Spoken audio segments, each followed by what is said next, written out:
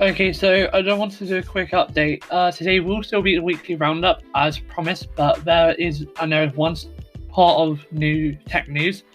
However, this weekend has shown a significant slowing in the release of current news around technology, and gaming as well. So I'm hoping that this starts to speed up again from tomorrow. Normally over the weekend we do see a bit of a slowdown with the release of technology news. The weekend is naturally time to take a break. So, yeah, but I just wanted to let you know that in the event that there is no brand new technology news, I'll either just post a small 1 minute episode just saying there's no news, or I will possibly do an opinion piece. So an opinion on something I think is going on to do technology in the world right now. Or I will probably schedule in, say, a review for iOS 14, or possibly, if I can manage to get a phone that I can use it on, Android 11. Just for your information, I am actually currently using the iPadOS 14 beta on my iPad, but I'm currently not prepared to do a review due to significant features still being missing on my developer review version. So let's get into kind of a week's top stories. So it's kind of hard to decide, and I'm literally going through all of the episodes from the last week right now to decide as I do this. But I think the first one has to be to do with iOS clipboard vulnerabilities. So just over the last couple of weeks, we discovered that multiple apps in the App Store have basically been abusing clipboard copying on iOS. Now, we don't know what this is for Android, but I'd imagine it could possibly be very comparable, if not even more significant, as Android probably does. But anyway, that's quite big. And so we've seen TikTok vow to remove it. We've also seen Reddit and LinkedIn say that they will remove it. So we've seen 3 companies, as far as I'm aware, say, yeah, we're going to be removing this. But as far as I'm aware, that's kind of all we've heard. Now, I'm not saying that's all that will remove it, and I'm not saying that's all that are planning on it. However, this is obviously significant, and this could basically be clipboard snooping. So this could have been being used maliciously. Now, none of the big name companies that are using this have been doing it maliciously. They've been doing it for ways to try and improve the way you're working. So it's all been in ways to try and help you. However, we don't know whether it has also been used for malicious purposes. Now, regardless of this, Apple is introducing stricter controls on how this can be used, so you shouldn't have to worry about this for too much longer. Now, our second kind of piece of big tech news this week is, to be honest, I think it's going to be the rumour of Sony buying Digital Extremes. Now, I will search this again, but as far as I'm aware, this is still a rumour and has not happened. But still, I'm quite worried about this, as if this does happen, then it could be the end of Warframe as a multi-platform game.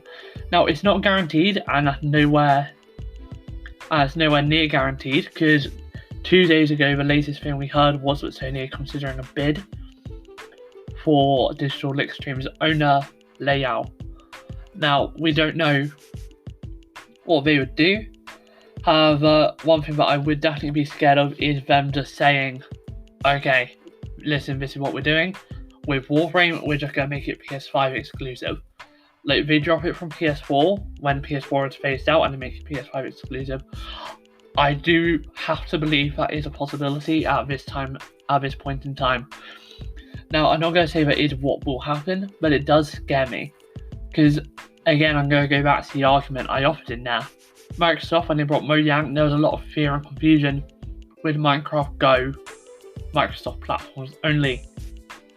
The answer to that was a significant no, and they did the complete reverse and actually implemented crossplay on all of the consoles, as well as with mobile.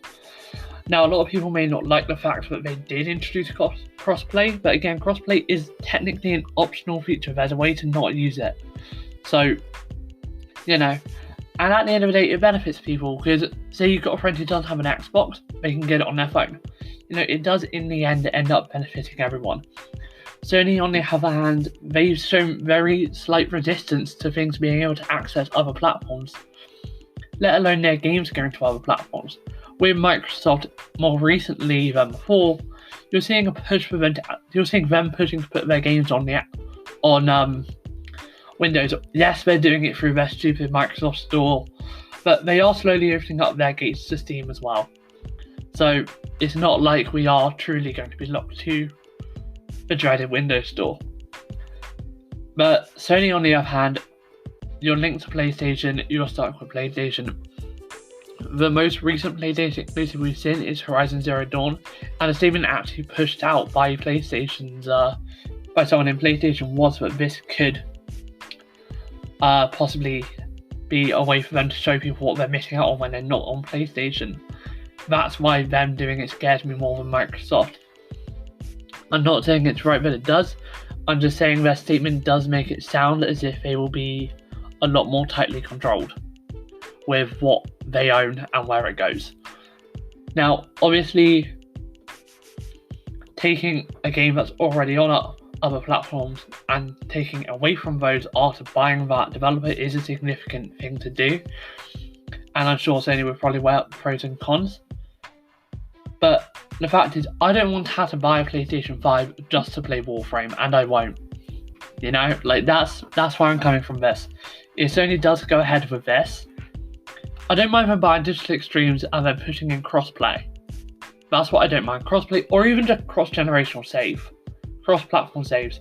That would be fine with me. What I don't mind is consumer-friendly features. A lot of people, when this was announced, they said, oh yeah, Sony's really pro-consumer, Microsoft's anti-consumer.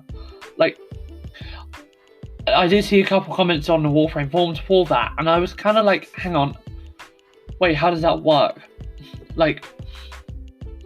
I just think people need to be a bit more careful with what they call pro-consumer and what they call anti-consumer. Microsoft provides a way for people to buy their consoles and pay for it over time with Xbox Game Pass Ultimate included. Microsoft provides you with Game Pass Ultimate, arguably a way to get over 100 games every month for a relatively good price. And you get all of their exclusive first-party games in there. So, it's not like you're being ripped off. Oh yeah, no, pay us £15 a month and we will give you some of the worst games in our library and and you don't get gold or anything. No, you get gold, you'll get xCloud when it comes out, and you also get every single exclusive on the Xbox platform.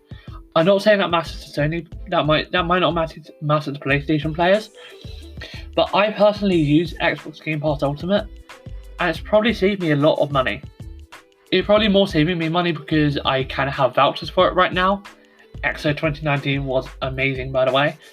I don't think I ever made no, I did I think I might have made that on my old podcast. Yeah, anyway, that was really amazing. I personally loved EXO, and I did get about a year's worth of these subscriptions for free, so I'm a little bit biased towards Game Pass Ultimate. And I would probably just go for Game Pass for PC, or maybe still Game Pass Ultimate, I don't know. Anyway, I'll go for one or the other when I do get a PC, because the fact is it's such a good value, and I personally love having it. Because I'm not just going to get rid of my Xbox, not by a long shot. There are still some games that will be good to play on there, even if it is literally dying. Right now, you should hear it when I play on it. But anyway, I'm getting a bit off topic here. The fact is, Sony has shown itself time and time again to be very against other platforms interacting with its own platform.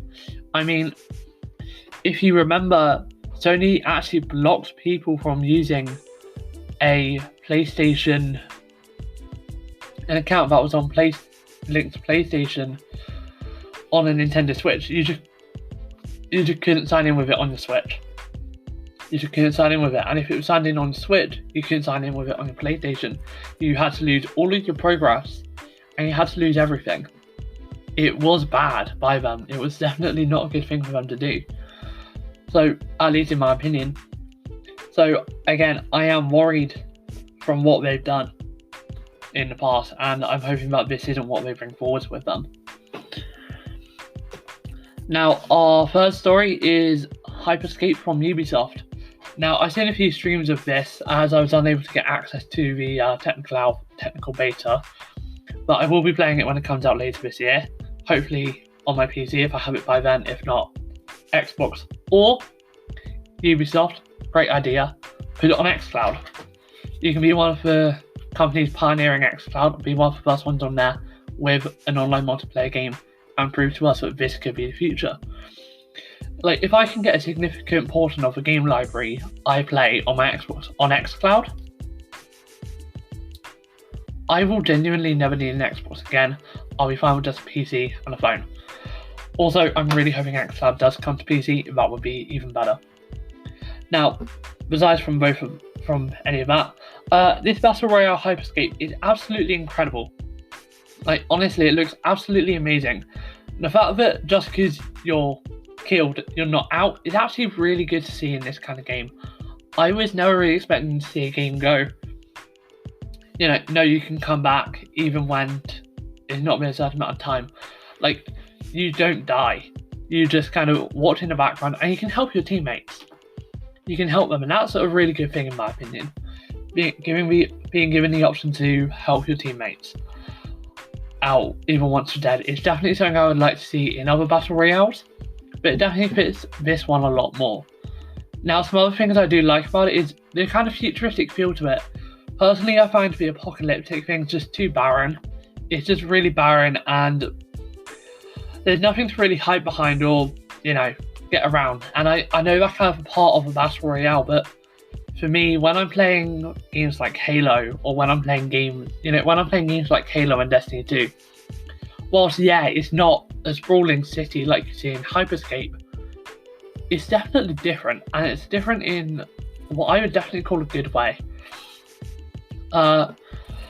In Destiny 2 and Halo, there's a lot more to hide behind, there's a lot more to jump around, there's a lot more to kind of sneak around opponents. Now, whilst yes, that's possible in all of these battle royales, when you're in Fortnite, you're likely to be caught in a firefight in the middle of a field or something, and you're kind of just running away, or turning around and fighting if you really feel like it. But the fact is, there's not much to hide behind unless you're in a populated area. In that case, you're more likely to be drawn into a firefight. When you're in Hyper Scape, it seems like there's going to be much more options for how you play the game. So you might be able to play as a sniper, and you can feasibly actually do it by hiding inside one of the buildings. Also, one very interesting thing is the way that when a sector goes in, it doesn't damage you or kill you. It's just that the buildings become see-through. So if you're in a building, you will no longer be unviewable, you will be completely visible inside of those buildings. Anyone can see through them as the sectors close. And personally, I find that quite interesting. Also, another thing I find interesting is the way that it ends in the final circle. The game basically completely transforms from a free-for-all to a capture the flag game, where it is still either last team standing or holding the flag, or I think it's actually a crown, for 45 seconds. It adds a completely new spin on the Battle Royale take. And some people are saying it will probably flop because it's too late to enter. Me, I think this is kind of where I'm thinking it could go one of two ways. They have to pull it, if they really want it to succeed, they have to pull a massive hat out of the bag. And personally, from what I can see on the initial kind of streams and stuff, it definitely looks like it's getting a big reception. So that should be good. But as I say, I don't know. Yeah. I just really like the look of it, and I will be playing it when it comes out officially. That's almost something I can guarantee myself. So, I hope more of you play it, and it definitely seems like it's going to be a good game. I think this is the fourth story we've done this week. Yeah, this is the fourth biggest story, and probably our final one before we go on to a couple of today's stories. It's BMW officially putting in basically a mandate to have subscription features to cars. So you've now kind of got a defense to put subscription features in your cars if you're an automaker, and that kind of is more thanks to BMW than Tesla. So people will probably attribute this to Tesla first and foremost. Tesla are the ones who kind of pioneered this sort of add-ons and stuff, but at the same point, that was just to give people more flexibility, and it was, as far as I'm aware anyway, they don't have subscription, they have one-off payments. I think that's different, and that definitely should be different. But the fact is, BMW is offering a subscription to your car. So everything will be built into every single car. So it's already built into it, and that's where I kind of draw the line. Like, okay, I understand it's cheaper than to mass produce it, but if it's in there, then I think I should have access to it. In my opinion, if you've got the hardware in there, then what else do you have to do if you've got the hardware in there to actually get it working? Is it as simple as a software patch? Or would I have to take it back to the garage to get them to turn magic bolt underneath it to get it to go better?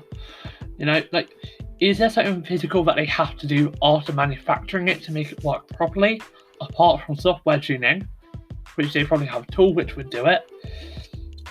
Or is this just a way for them to get a cash grab? Like, you know, this is not like it's going to be some massive long-term investment. They could, I don't know how much we're planning on charging for these features, but the one reason I could see this being a advantage is, say, if, I don't know, you're going, so heat warm seats, for example. That's one thing I kind of take an issue with, warm seats. That's the one I take the biggest issue with out of all of them, merely just because of what it kind of adds. So basically, BMW's kind of subscription, we don't know the cost, we don't know what it'll be, and we don't know what they could be charging for. But if they make it so it's like 300 quid for a month or something, then that's extortionate. I think 300 quid for a year for autopilot, yeah, you know what? I kind of agree with that. Autopilot is something special, it's something new. Yeah, and if it's fully autonomous level 5, which I think is the top level, please, if I'm wrong on that, do not quote me. That's just off the top of my head remembrance. You know, if it's top level autopilot, I probably would just like to be able to pay 300 quid for a year of it, or maybe just pay, I don't know, 30 quid for a month. Yeah, I know I'm not doing that properly at all, but like, my point is, I would like to kind of not have to spend maybe an extra 10 grand on just having it built in. And if it can actually be cheaper and if they don't charge the same amount as they would cost me to have it all anyway, then I'm fine with it. But my issue comes, because the fact is they are still building everything into it, so it's still going to cost the same. My issue comes is if they still charge 50 grand, which would previously have given me every single feature, but then they take half the features away. That's where my issue kind of comes in with all of this. So again, it's going to be one of those things where I kind of wait and see how it goes. It's the same as the Sony situation, but if they implement it so you pay less for the car up front and then you do subscription features, so I don't know about CarPlay or Android Auto as such being subscriptions. I think those should be one-off payments, just because that is actually something BMW used to have and they ended.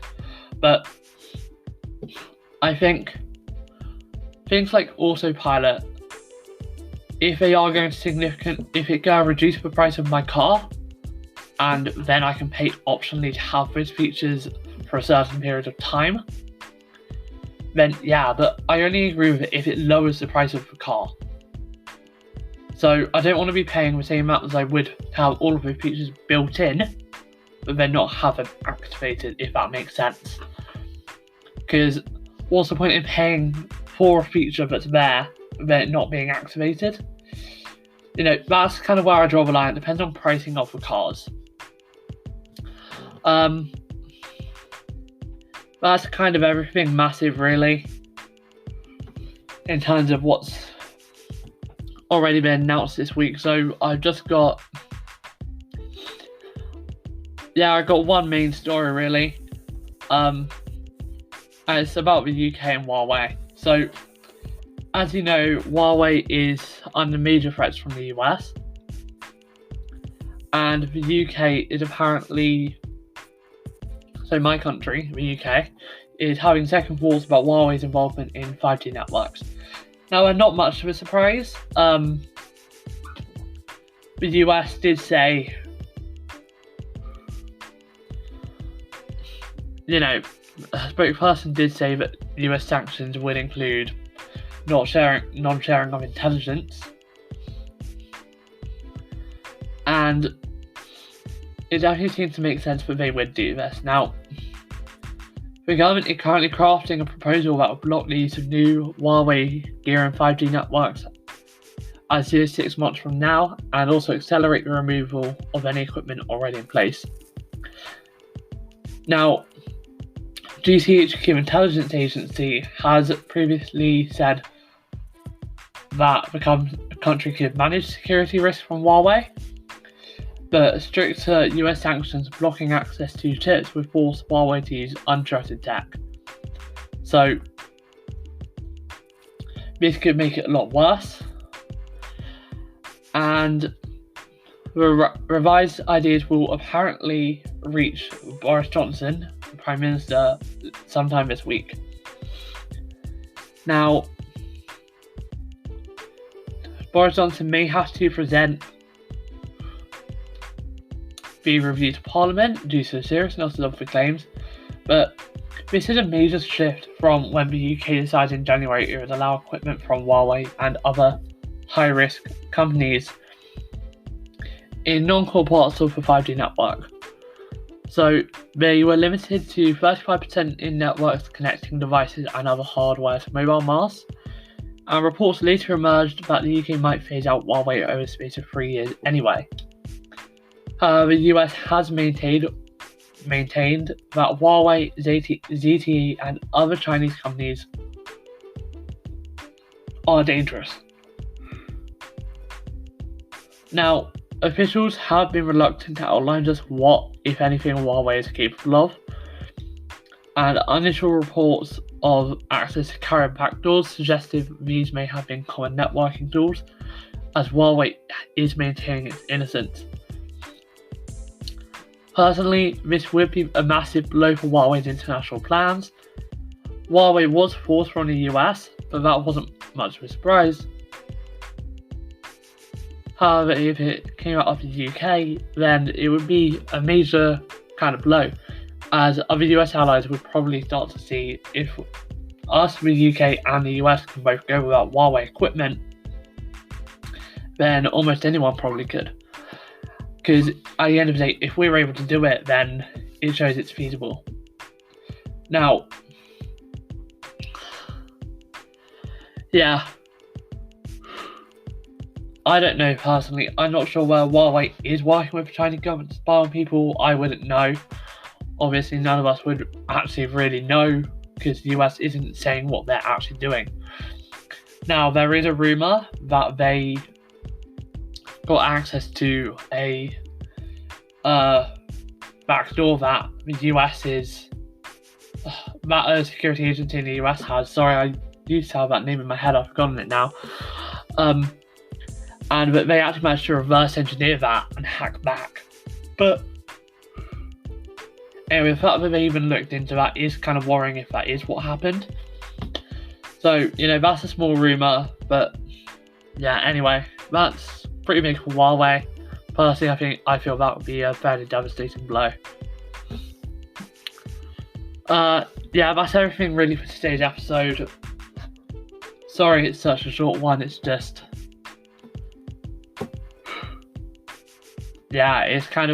a weekend and not much news, so hopefully from Monday to Friday there's a lot more, but regardless, I will see you in tomorrow's episode, whether that's an opinion piece I write up, or whether that's something else I figure out how to do. Anyway, I am now going to get all of these episodes, including this one, uploaded onto YouTube, and I will see you all in tomorrow's episode. This is Down Out Digital World. My name's Luke, and stay safe.